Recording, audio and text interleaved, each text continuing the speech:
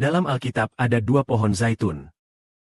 Nah, kedua pohon zaitun ini merujuk kepada dua saksi.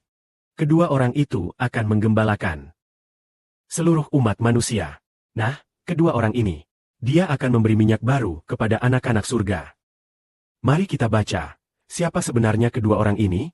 Kedua orang tersebut, salah satunya disebut Musa, sedangkan yang lainnya disebut Elia. Nanti mereka akan duduk di tahta surga, duduk di sebelah kanan dan kiri Tuhan. Sungguh ajaib, kedua orang ini, satu adalah yang membuat perjanjian, dan yang satunya lagi saling menetapkan janji serta saling mengasihi. Dan mereka juga sangat mengasihi Tuhan, sangat mengasihi surga. Betul-betul ajaib, dia berada di tengah-tengah kita. Mari kita baca kembali. Pada waktu itu, Srolabab, yakni Zechariah, melihat dua pohon zaitun. Kemudian, kedua pohon zaitun itu menyediakan minyak baru untuk pelita emas. Pelita emas itu kita pahami sebagai milik saudara-saudara seiman dari surga. Lalu, mengapa menggunakan dua pohon zaitun untuk mengalirkan minyak guna memasok pelita emas? Yaitu, disebut bahwa pelita emas itu adalah milik saudara seiman surgawi. Maka, yang menggembalakan saudara-saudara surga, yang bertanggung jawab, adalah kedua pohon zaitun itu. Mereka sendiri yang menyuplai minyak untuk memasok pelita emas. Dengan begitu, pelita emas itu dapat menerangi segala bangsa. Itulah maksudnya. Mari kita baca lagi. Aku kembali bertanya kepada malaikat. Apa arti kedua pohon zaitun di kiri dan kanan pelita emas itu? Aku bertanya lagi kepadanya, bahwa kedua pohon zaitun itu, melalui dua pipa emas, terus-menerus mengalirkan minyak emas. Jadi, apa sebenarnya arti kedua pohon zaitun ini? Maksudnya, minyak apakah yang digunakan untuk menyalakan pelita yang dinyalakan oleh kedua pohon zaitun itu? Yaitu minyak zaitun.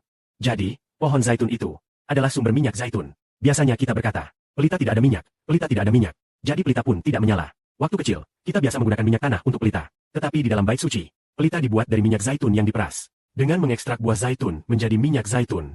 Lalu untuk menyalakan pelita yang sejati. Maka, malaikat berkata, bukankah engkau tahu apa arti semua ini? Ah, kata Zechariah, Tuhanku, aku tidak mengerti maksud yang disampaikan malaikat itu.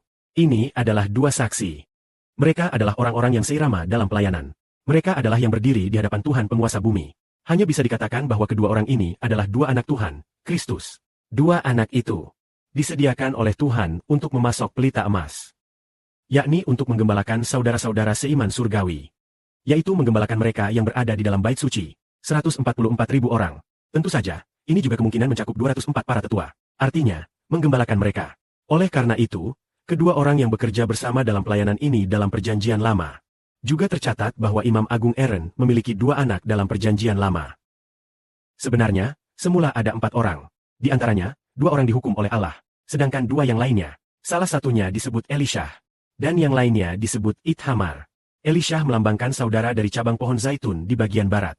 Sedangkan yang satunya lagi, Ithamar melambangkan saudara dari bagian timur. Maka, kedua orang ini, Imam Besar Aaron, melambangkan Tuhan Kristus. Kemudian, dalam kitab Saka, dalam kitab para nabi, dan dalam kitab Imamat diceritakan suatu peristiwa seperti ini. Pada hari pendamaian. Pertama-tama, seekor lembu jantan disembelih. Lembu jantan itu kemudian akan melambangkan pendamaian bagi umat surgawi.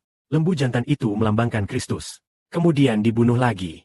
Lalu diundi 2 kambing jantan. Satu diberikan kepada Yahweh, dan yang satunya diundi untuk Azazel. Kambing jantan yang dipersembahkan kepada Yahweh, itu untuk membuat perjanjian.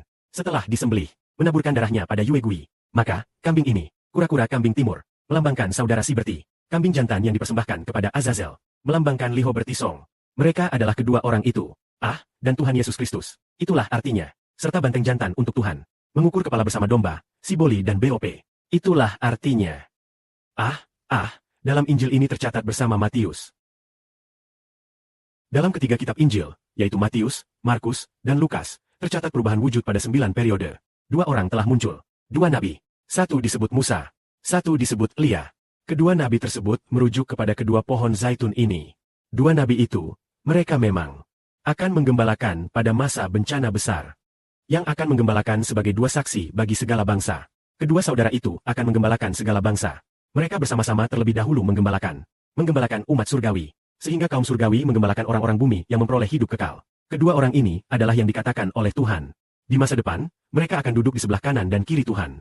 Semoga kemuliaan diberikan kepada Tuhan yang diberkati. Kedua orang ini sangat luar biasa. Satu di antaranya menjadi Musa. Orang yang menjadi Musa tersebut mengikat perjanjian. Dia menerima perjanjian Allah.